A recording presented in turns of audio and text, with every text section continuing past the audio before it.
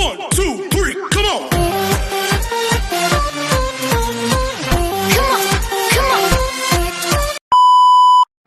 Hello beautiful people! Welcome back to my channel. This is your Mama Sam. Hola mga amigo, amiga, kumare at kumpare. Kamusta kayong lahat? Sana lahat po kayo ay okay at safe ngayong araw na ito. At syempre, kung ako naman ang tatanungin nyo, nakikita naman ninyo ang beauty ng Mama Sam ninyo, fresh overload pa rin, di ba? Ganyan talaga kapag umiinom ka ng maraming vitamin C plus kumakain ka ng maraming banana. Dahil sa banana, mas nakakaloka ang ganda ng Mama Sam ninyo. Charot! So, kamusta naman kayong lahat? Sana lahat kayo ay okay na okay ngayong araw ng Saturday. So, happy Saturday sa atin lahat ng bonggang-bongga. At hindi lang yan, syempre gusto ko rin magpasalamat sa walang sawang tumatangkilik dito sa Mama Sam Vlog, araw-araw, lagi-lagi. Maraming salamat po sa pagmamahal at support na binibigay ninyo. At syempre, sa mga makasolid na mga Mama Sam dyan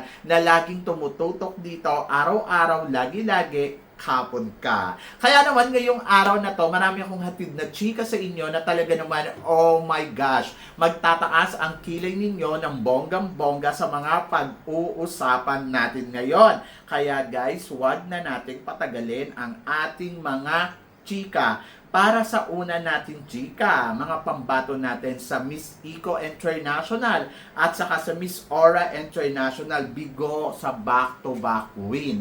Anong chika mo dito, Mama Sam? Ang chika ko dyan ay, from the beginning pa lang, alam naman natin na talaga namang mahirap ang back-to-back win. Masyado lang tayo excited at na-overwhelmed dahil sa ipinapakita ng mga pambato natin na pumapalo na sila, akala natin winner na, di ba? So, yon. Pero, syempre, from the beginning naman, sinasabi ko sa inyo, talagang mahirap yung back-to-back win. Sabi ko nga, lalo na sa Miss Eco International dahil marami na rin naman tayong kandidata talagang pinadala dyan at pag nananalo tayo, kina next year ay nagpa-first runner-up tayo. So, samantala, ang mga pambato naman natin ay ginawa naman nila yung best nila. Ginawa nila yung makakaya nila. At ayun nga. So, tingin ko, job well done pa rin Philippines. Kasi kung titignan mo naman, di ba, ang ating pambato sa Miss Eco International na si Doc Gabby ay naka-top 21 place. At saka syempre, si Miss Aura International naman ay naging top 11. Sa Miss Aura, to be honest, maganda-ganda yung naging place natin kasi pumasok pa siya ng top 11 kasi meron pa top 20, tapos may top 11. Kumbaga parang kung iisipin mo, parang wow, ang layo pa ng narating niya, umabot pa sa second cut. At take note, bukod doon ay binigyan pa siya ng another recognition na kinoronahan siyang Ambassador of Peace. So siya yung nakakuha ng title na yon. And congratulations syempre, di ba? Kumbaga kung iisipin mo yung pambato natin sa Miss Aura International, job well done talaga. Hindi man niya nakuha yung back-to-back, pero may nauwi pa din siyang corona, di ba? Kasi bilang ambassador na ng peace, peace ambassador. So, panalo. And then, congratulations syempre kay Miss Aura International dahil nakita naman natin na ginawa niya talaga yung makakaya niya. Pagdating naman dito, syempre, sa pambato natin sa Miss Eco International, eto medyo nagulat ako na talagang para bang, para akong, hanggang top 21 lang? Kasi I can imagine na yung galing, yung ganda, yung talino. Kasi madalas kapag nagta-title tayo, madalas pumapasok tayo sa next top 5 talaga. Kung hindi man tayo title ay first runner-up tayo.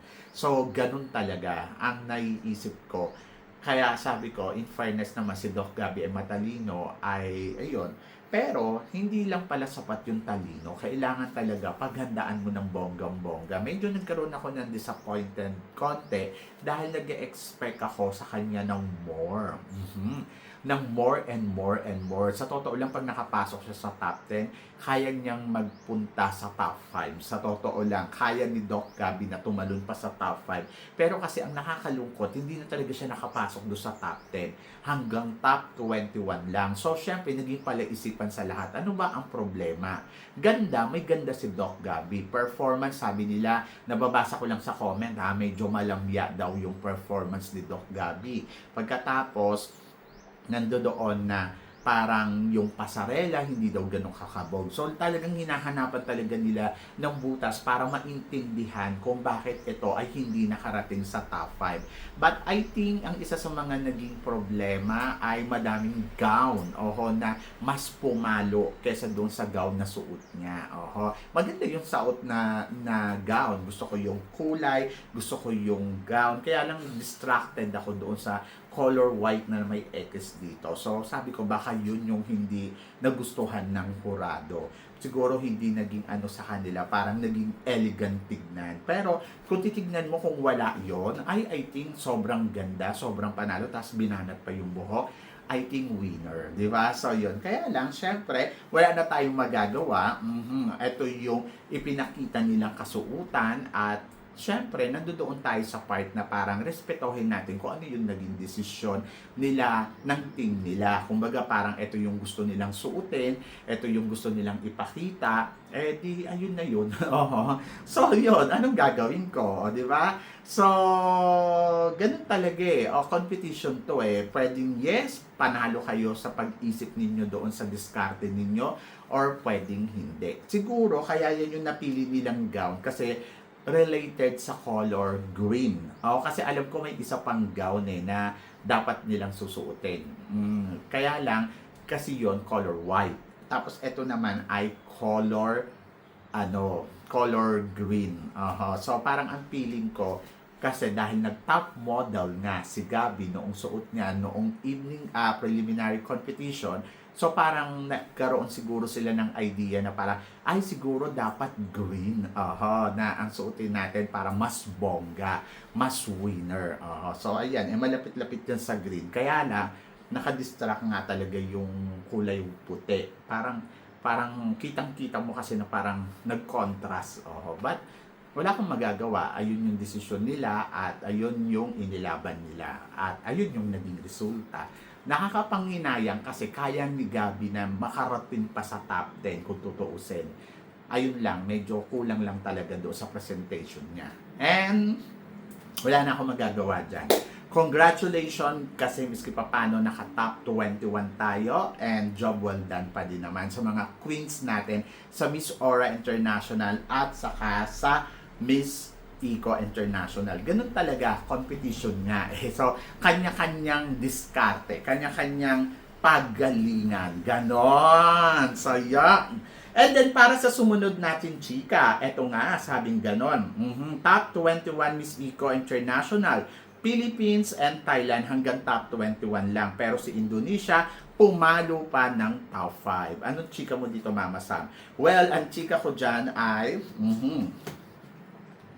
hindi bongga. Charot. So, yun. Hindi, confident. Hindi maganda si kung pagandahan ng pag-uusapan, syempre maganda si Doc Gabby at saka syempre si Thailand na talagang kita naman natin na talagang bongga yung beauty nila. Pero syempre, diskarte kasi ang meron itong kay Indonesia. In fairness naman kay Indonesia, hindi siya kasing ganda katulad ni Philippines at saka katulad ni Thailand. Pero meron siyang tinatawag na charisma. Meron siyang tinatawag na game plan sa competition na to. At in fairness sa kanya, talagang kumabog siya ng todo-todo. At ayan nga, nakarating pa sa dulo ng competition, di ba? At naging panalo pa yung eksena niya at kumabog ng bonggang-bongga, di ba? So yun, so ako para sa akin, in fairness, tignan nyo, naka-third runner-up pa nga si Indonesia sa pamamagitan ng laro niya. At magaling kasi ang plano niya. Ganon! Kaya congratulations pa rin kay Indonesia. You did it! Di ba? Kayo naman, pag nananalo si Indonesia, parang kailangan merong comparison. Kailangan hindi tayo masaya para kay Indonesia. Dapat masaya pa din tayo. Kahit alam na natin na parang kulang sila sa ganda. Pero, doon naman na nakompleto nila yung galing nila dahil sa confidence na meron sila. kanya-kanyang diskarte nga lang yan. Tignan nyo, para siyang sasayaw at para siyang lilipad doon sa evening gown niya. Charot! So yun, nakakaloka, best in talent pa nga eh. So yun, kala ko nga kumain ng apoy. Di ba? Sus ko si Indonesia. But job well done, Indonesia. And congratulations sa inyo. Di ba? So yun, dapat matuto tayong tumanggap ng pagkatalo. Tapos maging happy na lang tayo sa panalo ng iba. Huwag maging bitter. So yan. At para naman sa sumunod na chika, Filipina Queen crowning the new winner. Dito nga sa Miss Eco International, syempre proud ako na natapos ni Alexi Brooks ang kanyang reigning bilang Miss Eco International at nakaka-proud ang kanyang eksena, nakaka-proud ang kanyang gown and speech, and then ayun, so job well done. At ang panalo nga ay si Miss Mexico, and then samantala naman new Filipina Queen pa rin na nagputong sa Miss Aura Queen. At ayun din, job well done din syempre para naman kay Krishna. At nakita naman natin na ang ganda-ganda niya. O, di ba? So, sa mga bagong winner naman ay si Czech Republic. At ito nga ang tanong, ano daw ang masasabi ko? Miss Eco International from Mexico. So, another Fatima Bush daw ang eksena dahil hindi daw to ang dapat nanalo. Kung hindi siya, sino? Di ba? Si Indonesia. So, yun. So, ako para sa akin, yes, yung iba, hindi sila nai-impress doon sa sagutan, syempre, ni Mexico dahil nga hindi nga ganun kagaling mag-English. Pero guys, lagi niyong tandaan, kung ano man yung ipinakita ni Mexico dyan sa laban niya, sana naman, respetohin naman natin at bigyan naman natin siya ng credit din sa iginawa niyang hirap, pagod. Kasi sa mga nababasa ko, ay nako, bayad, ay nako, sa tuwing matatalo ang Philippines, ganito ang reaction. Hindi pa pwedeng may charming siya, hindi pa pwedeng maganda siya, hindi pa pwedeng maganda ang kalooban niya, kaya siya ang nanalo, hindi pa pwedeng nakita ng organization yung sincerity niya sa mga kanyang advocacy, di ba? So, hindi natin alam kung ano ang ipinakita talaga ni Miss Mexico, bakit siya ang nanalong Miss Eco International ngayong taon na to, pero sa nakikita ko naman sa kanyang ang ganda ng motibo. Maganda yung motibo, maganda yung speech, and then hindi ba pwedeng manalo ang Mexico sa pageant? So yan. So sana we have to accept yung pagkatalo natin at maging proud na lang at maging happy na lang para sa iba. So congratulations pa rin kay Miss Mexico sa bagong reigning queen ng Miss Eco International. At sana respetohin natin yun, di ba? Na kung tayo nga, pag nananalo, syempre yung ibang country nagre-react, pero di ba, mas pinipili nilang respetohin tayo at wag na lang mag-comment kesa naman doon sa, alam mo yun, mag-comment sila sa bagong reyna natin, di ba? So, sana ganun din yung ibalik natin sa kanila. Hindi porket na natalo si Doc Gabby at gusto ninyo siya ang makakuha ng corona, ay may karapatan na tayong lait-laitin kung sino yung mga bagong reynang nakaupo dyan. Kumbaga, respetohin natin. Kasi kung tutuusin, nung nakaraan taon, tayo din naman yung naging winner. So, hindi din naman siguro pabor sa kanila yon, pero mas pinili nilang manahimik, mas pinili nilang na parang tanggapin at respetohin ang reyna natin na si Alexi, di ba? At sana ganun din yung ibinibigay natin sa mga nagiging reyna. Kasi kung tutuusin lang, kung pabor din ang pag-uusapan, sobrang pabor sa Pilipinas ang ibinigay ng Miss Eco International. Hindi lang dahil sa kalidad ng kandidata natin, dahil naniniwala ang organization. And then sana ganun din, maniwala din tayo sa ipinili nilang bagong reyna nila ng Miss Eco International. Maaaring wala kay Doc Gabby yung katangian na hinahanap nila at nandito kay Miss Mexico. And then siguro maaaring gusto din nila manalo si Doc Gabby, kaya lang syempre, nagkulang din naman si Doc Gabby doon sa presentation niya siguro sa mata ng mga hurado. And then, we have to accept that. Di ba? So, yon ganun na lang para may peace, para lahat happy. Hindi yung parang laging taon-taon na lang kailangan tayo ang winner, tayo ang winner, tayo ang winner. Di tayo na naman. Wala nang iba. So, yon. At syempre, sa bagong reyna naman ng Miss Aura International, anong masasabi mo, Mama Sa? To be honest, kahapon nagtitingin ako ng mga picture ng mga kandidata. So, tinitignan ko kung sino yung may aura, sino ba yung may possibility. Isa siya sa mga nakita ko sa Czech Republic na nagandahan ako sa kanya. Sa totoo lang, At ngayon, nakoronahan na siya, nakita naman ninyo, Diyos ko, parang Santa, di ba? Santa yung beauty niya na talagang masasabi ko, wow, wow, wow, wow, ang ganda-ganda niya. In fairness, bagay sa kanya yung title na Aura. And then, ako, para sa akin, sa Miss Aura International, it's good and time na rin na manalo naman yung katulad ni Czech Republic at Europe, taga-Europe. Kasi, sa totoo lang, sunod-sunod yung Asia, si Thailand, Indonesia, Philippines, tapos si Faith, 'di ba? So pangalawa natin tong si si Krishna. Tapos parang may isa pang country and then Philippines again. And then kung Philippines again, parang hindi namang maganda. Pero ang maganda kasi dito sa Miss Aura, at least 'di ba, yung nanalo nila ay talaga namang may aura talaga. So 'yon. So sino makakapagsabi na walang aura yung winner nila? So 'yon. So be happy na lang sa mga winners at job well done para sa mga pageant na to, 'di ba? So 'yun. So better luck next time. Pili ko naman sa next time naman mas bongga, mas kabog at mas panalo ang pageant ng Miss Eco at syempre ng Miss Aura. Sa isang taon nga baka manalo tayo ng Miss Eco uli kasi nga 'di ba yung pangbato natin, 'di ba? Kung maghahanda lang siya ng bonggang-bongga, kaya nun makarating hanggang sa dulo at kayang manalo. Bakit hindi, 'di ba? So prepared ang kailangan. Kasi kahit anong galing mo, anong talino mo, anong ganda mo, kung wala kang preparasyon, wale. O, 'di ba? So 'yon. So walang mangyayari. Walang mangyayaring panalo. So, kailangan mag-prepared mula sa lahat ng aspeto. Huwag maging pabaya. Dapat maging matalino sa pagpili ng susuotin, styling, lahat ng gagamitin mo sa pageant. Hindi lang i-prepare sa paglalakad at saka sa Q&A. Kailangan talaga yung kabuuan. Lahat-lahat. Diba? So, yan. At para naman sa sumunod natin, chika, Liana Aduana, Mama Sam, tingin mo, dapat nga bang sumali sa MGI All-Stars?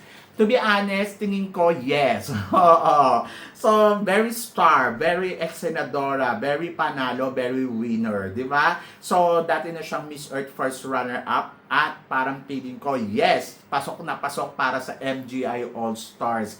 At looking forward ako na sumali siya.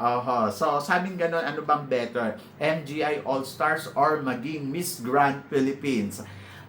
To be honest, ang hirap niyan, ha? Alam nyo, si Liana Aduana, kahit saan mo naman siya pasalihin, pwede.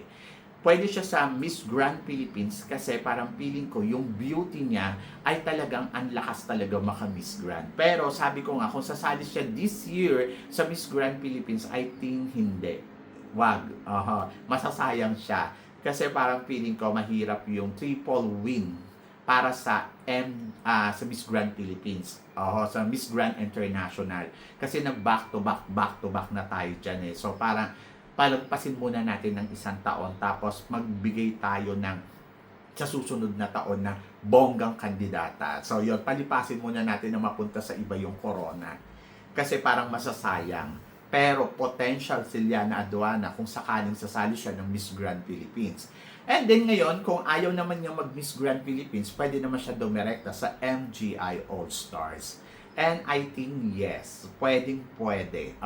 Dahil yung ganda, yung caliber, yung kanyang eksena, at yung kanyang galing, I think pasok sa banga. Diba? So yan. So, I think may laban. May laban. So, tingnan natin. Ang tanong, gusto nga ba ni Liana Aduana sumali? Di ba? So, yun. So, good luck and let's see in the future. At para naman sa sumunod natin, chika, gown ni Doc Gabi, nasuot na ni Bea Milan Windorski sa isang photoshoot.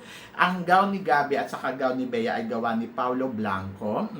Yes, may mga pictures tayong nakita na sinuot na nga to ni Bea Milan Windorski. Pero yung sa photoshoot ni Bea Milan, talagang masasabi ko, in fairness, ang ganda.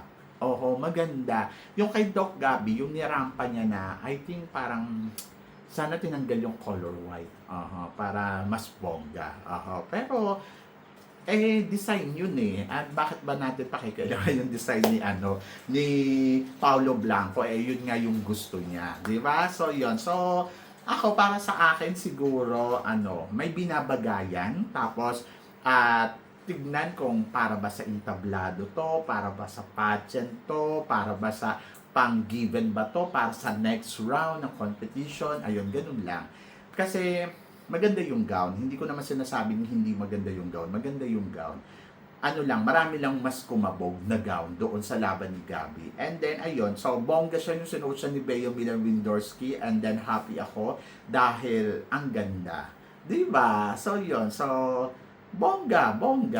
Pero syempre, mas gusto ko na sana, ayan, paghandaan ng mga reyna natin na magkukumpit sa international pageant, yung mga gown na susuotin nila pagdating sa mga pageant. Kasi, ayun na nga. So, dahil sa mga susuotin nila, maaaring makabog sila ng iba pang kandidata na lumalaban din sa pageant. Diba? So, yon. Kaya, ayun, maging wise. But anyway, job well done, syempre, sa pambato natin. At syempre, good luck, syempre, kay Bea Milan-Windorski sa laban niya sa Miss Universe, and we are excited na makita ang magiging eksena niya. So, yon. So, kayo guys, ano guys ang masasabi ninyo dito sa mga pinag-uusapan natin ngayon? I-comment below mo yan para at least malaman ko naman kung ano naman ang chika mo dito sa mga tinatalakay natin. Syempre, maraming salamat po sa inyong lahat sa love and support na binibigay ninyo syempre dito sa channel ko. At sa mga hindi pa nakaka-follow at nakaka-subscribe, please don't forget to click like and subscribe my channel.